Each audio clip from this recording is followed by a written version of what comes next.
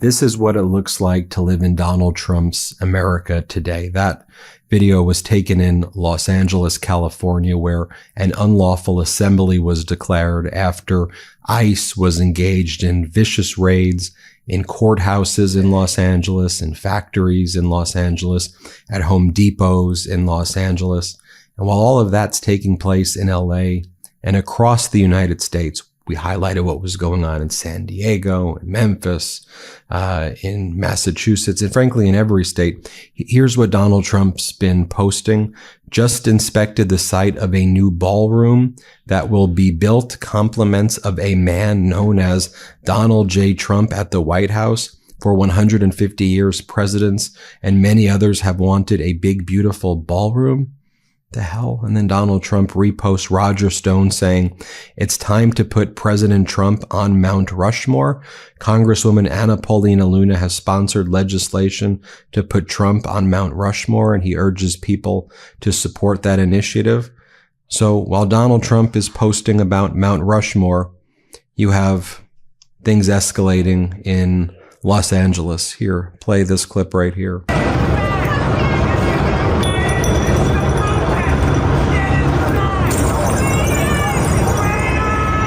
But what is Donald Trump doing? Well, he's posting things like this. The new presidential portrait of one of the most consequential presidents in world history. That's what he's posting. Or he's reposting this message by David Schoen, who goes, I was hired to lead Jeffrey Epstein's defense as his criminal lawyer. 9 days before he died, he sought my advice months before that. I can say authoritatively, unequivocally, and definitively that he had no information to hurt President Trump. I specifically asked him. So Donald Trump's reposting a dude who literally knew Epstein 9 days before Epstein died. And Donald Trump thinks that that's helpful to him. Meanwhile, Trump's feud with Elon Musk continues, and Elon Musk writes, I will apologize profusely as soon as there is a full dump of the Epstein files.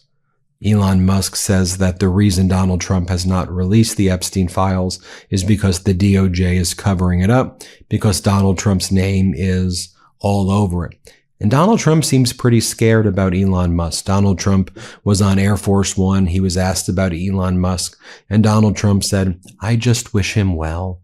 I just wish him well, is what Donald Trump said. Here, play this clip. What's your view on Elon Musk as of today? I mean, have you heard from him at all? Honestly, I've been so busy working on China, working on Russia, working on Iran, working on so many, I'm not thinking about Elon Musk. On the China, I just wish him well. And while Donald Trump says, I wish him well, this is what's going on outside of MDC in Los Angeles.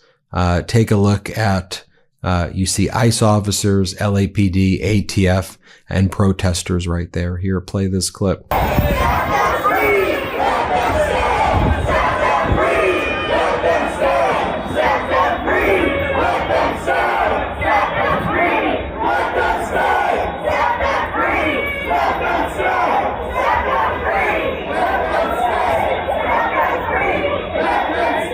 And I think seeing the contrast between these images just shows you what's happening in America, how detached Donald Trump is. And it's not just Donald Trump sending ICE to disappear migrants in courthouses and construction sites, like people who are following the law and people who are working. That's who ICE is attacking. But Donald Trump is not addressing the horrible storms that have killed dozens of Americans over the past month or several weeks. No mention of that. No mention of our troops who have died in Lithuania and 2 troops who died in New Mexico. He doesn't mention that.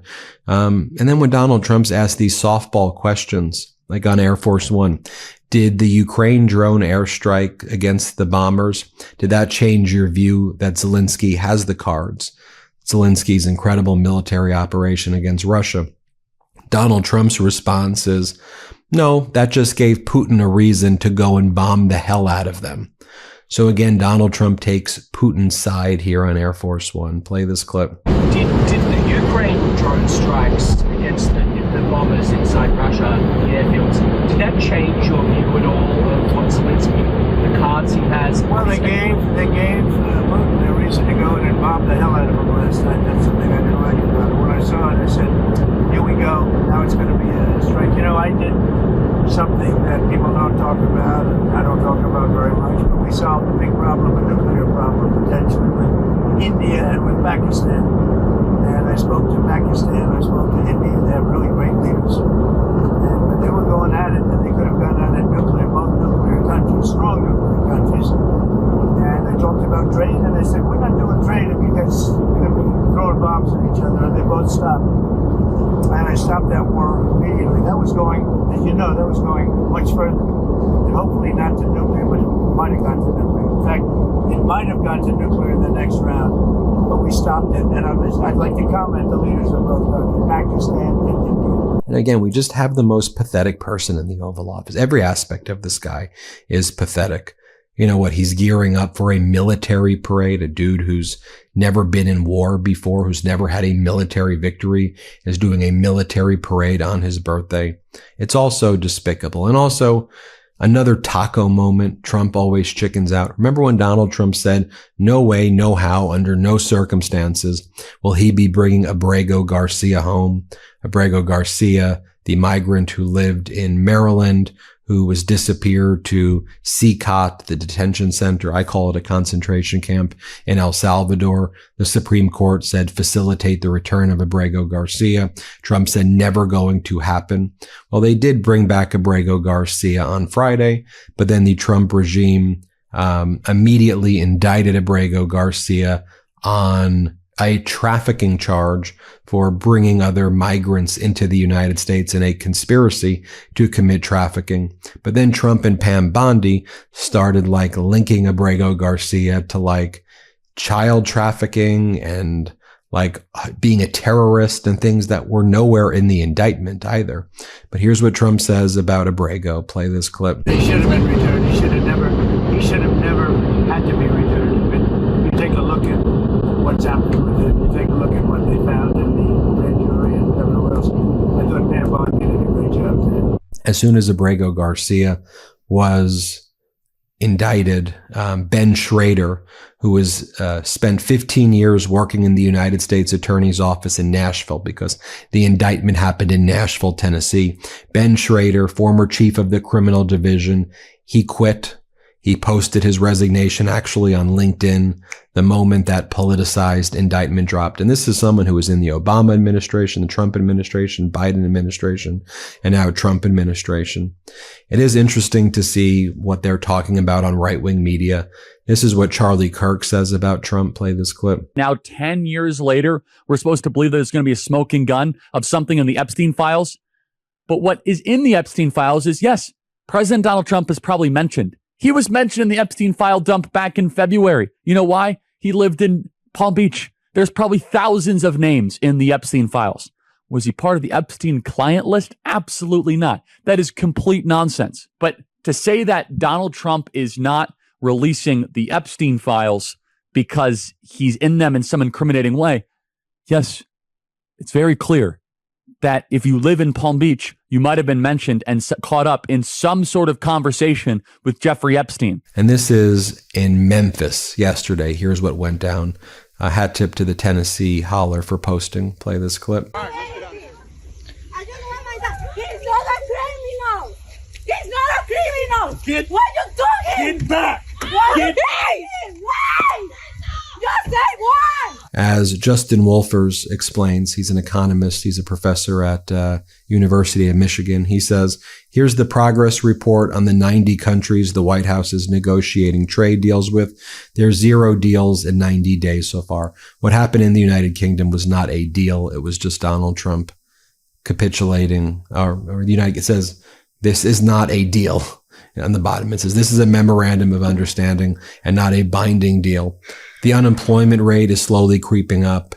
It is really the highest it's been, I think, since 2021. There was some growth in the healthcare sector and in restaurants, but there was no growth really anywhere else. We lost 8,000 manufacturing jobs.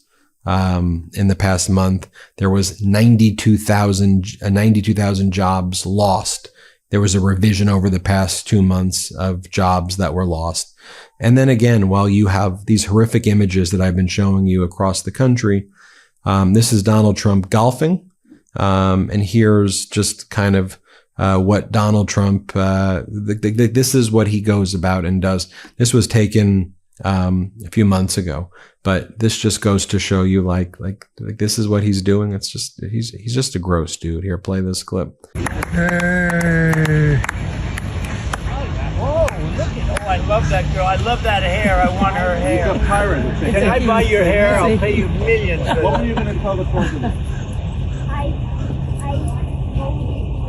Wow. I vote. Should also be noted that Washington, D.C.'s Reagan National Airport is set to close on June 14th because of Trump's birthday military parade. So Trump's going to be causing massive flight delays. You have Donald Trump posting the following: Trump Memecoin is a tracker of his success somehow. He's touting his Memecoin.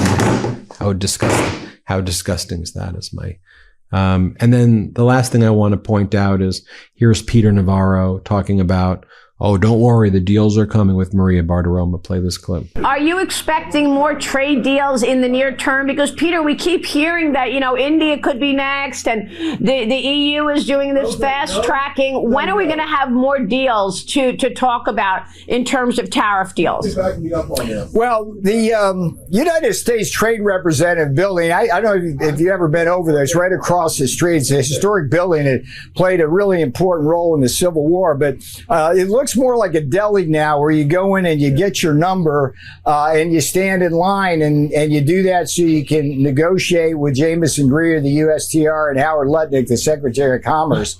And that's what we're doing. We've got a formula and a template. We go through 5 different verticals to make sure the American people are protected. And we will have deals. It takes time. Usually it takes months and years. In this administration, it's going to take more like days. We're on task and on target. And at the end of the day, you know what we want, Maria. All we want is fairness. We have the highest tariffs facing us in the world and the highest trade barriers. It's not a China problem. It's a world problem. And we're going to fix it because that's what President Trump does. I'm going to do a whole nother hot take on what's going down in Los Angeles. I want you to watch that.